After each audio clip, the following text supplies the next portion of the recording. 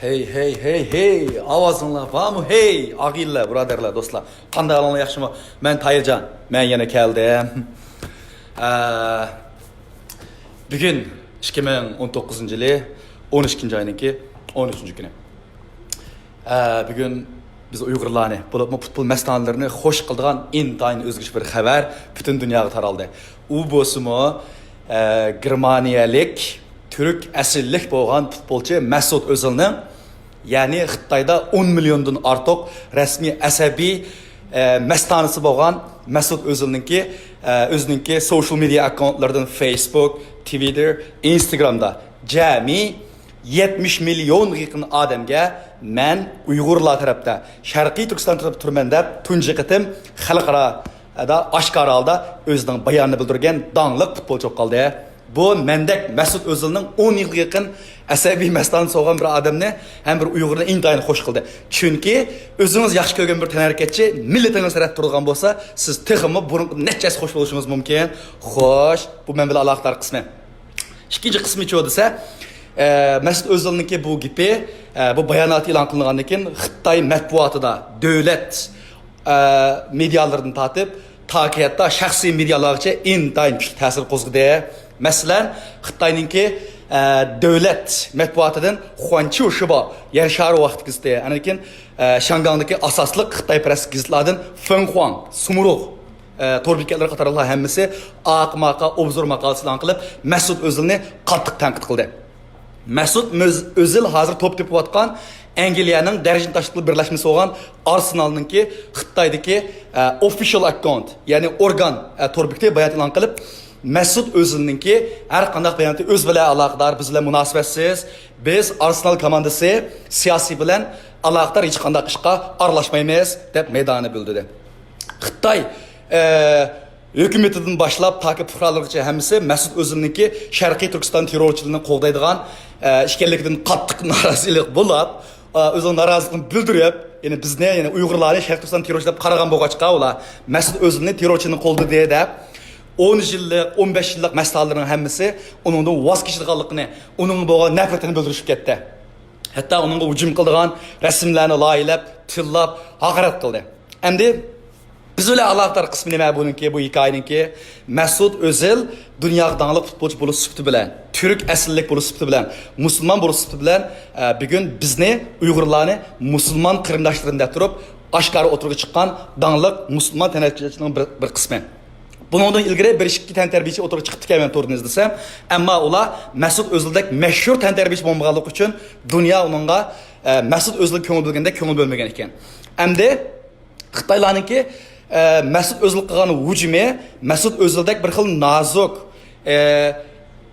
intayin ah ko'ngil bir odamni balkim ko'ngli yerim qilishi mumkin. Ammo Mesut Özil'ninki Xitoydagi 10 millionga yaqin muntazam asabiy ashda mastanasiga qarshi fikrini bildirish uchun uning indiki davlat darajilik dangliq advokatlar, anandaki media maslahatchilari, özünki vasıt şirketleri elbette onunla məsləhət berdi. Bunu bəsiniz, bu bayanatını bəsiniz, siz üçün faydalı ya ki faydasız məsləhətlərini berdi. Bunu Mesut Özil çoxum biliyordu. Onun üstüge Mesut Özil'in ilan qılğan aşı bayanatı da bir nəsə ayan buldu ki, o özününki social account'unun üstüge özününki logosunu yenidən layılgan mi ve ö hərfi düşürülgen aşı logonu çıxırıbdı.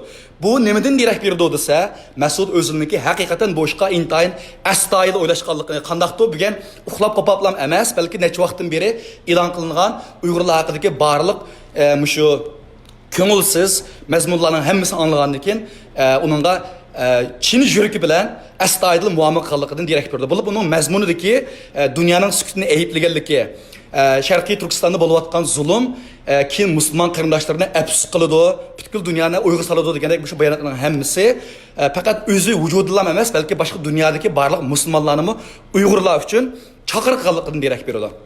Yani bundan biz intayin xoş bulduk. Xitoylar bunga qarshi hujum boshladi. Anda bo'lsa Uyg'ur mastanlar nima ish qila olamiz?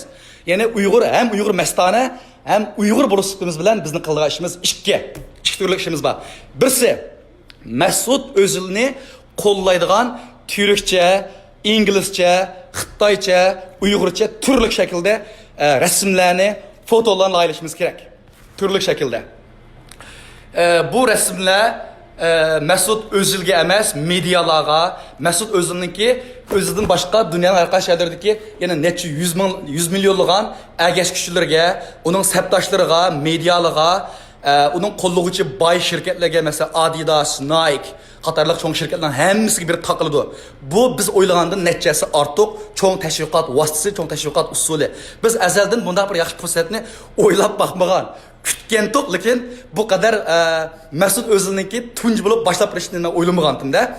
Endi bu biz üçün şunda bir fürsət bolğan bolsa, biz Mesut Özil'e bolğan rahmetimizni bildirişle birge Mesut Özil'ni qollashqa tegishlik təşviqatni işlashimiz kerak. Bu təşviqat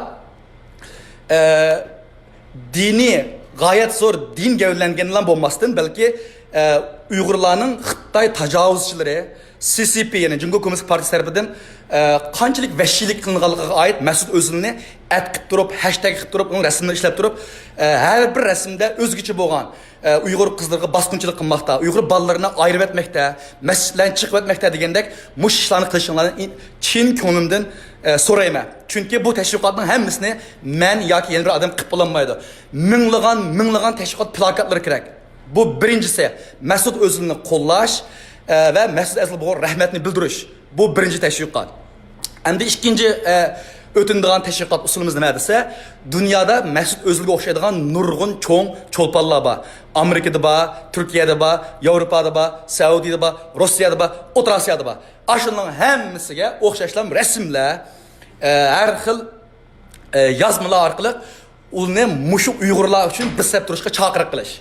Bu hemimizdeki ortak mühim kılıştık işimiz olup kaldı. Mesela Cristiano Ronaldo, anikin Lionel Messi, Habib Nurmagomedov, Qatarlıq barlıq çolpanlarını, Benzema, Mustafa, onun başka bütün dünyadaki Avrupa'daki dağınlıq çolpanların hemmisini çağırış, meyli Müslüman bolsun, bolmasın hemmisini Uygurlar bilen mesela turun, Uygurlar bugün gün kırvatkan bu işlerin hemmisi insanlıktaki ortak zulüm edip ulan çakırış. Bu intayın mühim. Onun Instagram'a, Twitter'a, Facebook akkauntuna, page, betlerge hemmisiga xat izish kerak. Hemmisiga resimlarni avatish kerak, videoni avatish kerak, xabar olanlarni avatish kerak.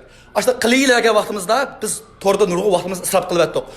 Shuning o'rniga shu dangli cho'ponlarga avatsak, undan bir ikkisi uyg'unib, bir ikkisi paran qilsimi, bayon qilsimi bu dunyoga bo'lgan ta'siri nechasi kuchli bo'ladi. Endi Mesut Özil 10 milyondan ortiq o'zining mastanasini voz kechib Uyg'urlar uchun turgan ekan, bizmi Mesut Özil'ge bu özünün kılvatqa aşıdın qattiq pushaymon qilmagidek, ümitlenmegidek. Hakikaten Mesut Özil men to'g'ri qildim. Burunmu biletdim to'g'ri qilganligimni. Hakikaten meniki Uyg'ur Türk qarindoshlarım hakikaten zulmga uchrabdi. Bunun guvohchilari menga xat yozdi, men bilan paranlashdi, men rahmetini bildirdi degan darajada qayta rahmetini bildirish kerak, yozish kerak. Video ishlayli turkcha, inglizcha, arabcha, rasmlarni ishlayli. Bütün çolpanlarni uyg'otish bizniki zarur en ciddi işimizden birisi. Çolpanlar uygansa onun ergeççileri bütün dünya boyunca kozguldu. Mesela Ronaldo'nunki dünya boyunca en köp ergeççisi var çolpan. Onunki Instagram'dan 180 milyon ergeççisi var. 180 milyon. Bir yılda fakat Instagram'a Ronaldo bir ilan yazıp ilanda bir 20 parça yollaplam koysa bir yıl tapıdığım pulusu 46 milyon Amerika doları pul tapıdı. Ronaldo fakat ilan yollap gelmek için özünün Instagram akkauntuna. Nim üçün? Onunki 180 milyon ergeç kişisi var. Yani bizim kıldığı aşımız Hollywood'un artistleri, NBA'nın artistleri, kino çolpanları, futbol çolpanları, boks şampiyonları. Mesela Wilder, Deontay Wilder, Amerika'nınki WBC Heavyweight Champion.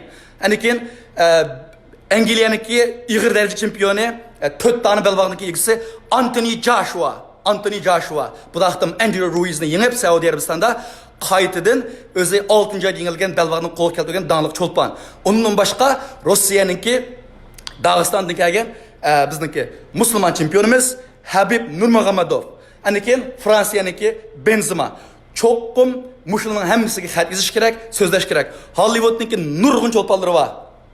Hemmisini bilisizlar. DiCaprio,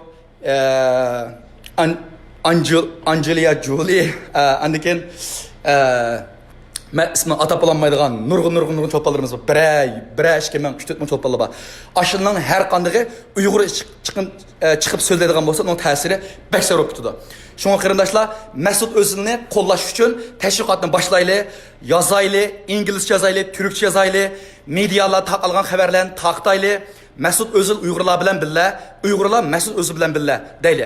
Qolgan musulmon cho'lponlarmi Mesut Özilga ergashsin. Bizmi ularni pushaymon qilmaylik. Hammasiga 20 milyon Uyg'ur xalqi, mayli nimsak sonimizni bek ziyoda ko'p turtmay sonimiz ini qo'nmagan milyon deb devatmay, 20 milyon Uyg'ur xalqi, 15 milyon Uyg'ur xalqi siz bilan billa. Lagerlardagi 3 milyon Uyg'ur xalqi sizga rahmat aytadi. Ata-onasidan ayrilgan milyondan ortiq kichik Uyg'ur bolalari siz uchun rahmat aytadi. Dunyo insonparvar kishilarga rahmat aytadi. Siz insonlik bilan turdingiz, siz adolat bilan birga turdingiz, siz erkinlik bilan birga turdingiz, siz inson haqlari bilan birga turdingiz degandek logolarni, tashviqotlarni qayta loyihalayli, posterlarni loyihalayli. Bizniki Facebook'da vaqti bika qarindoshlarimiz o'zi nima ish qilsin desa, mushunda tashviqotlarimizga aktiv ovoz qo'shaylik. Aşı kişilerin Facebook akkontiga, social media akkontiga kirib qayta so'z qilaylik. Bütün dunyodagi dağlıq cho'lponlar, ko'p ko'rilgan media akkantlarning hech qanday bika qilmasin. Rahmat, bugun deydigan ikki tavsiyalarim mushunda oyoqlashdi. Yaratqush egimiz Alloh taolo Mesut Özilga o'xshash insonparvar, xalqparvar, haqqoniyatchi, adolatchi, oq ko'ngil, qalbida mehr muhabbat bo'lgan cho'lponlarimizni mengu adolat ustida qilsin. Xitoydagi 10 milyon nachar futbol mestarından ayrılıp ketgenge o işten bulmaydı. Belki o ilan sebeplik Xitoydagi nurg'un mestanları, nurg'un şirketlerden ki kollaydigan ilanı sebeplik Xitoydan belki 20-30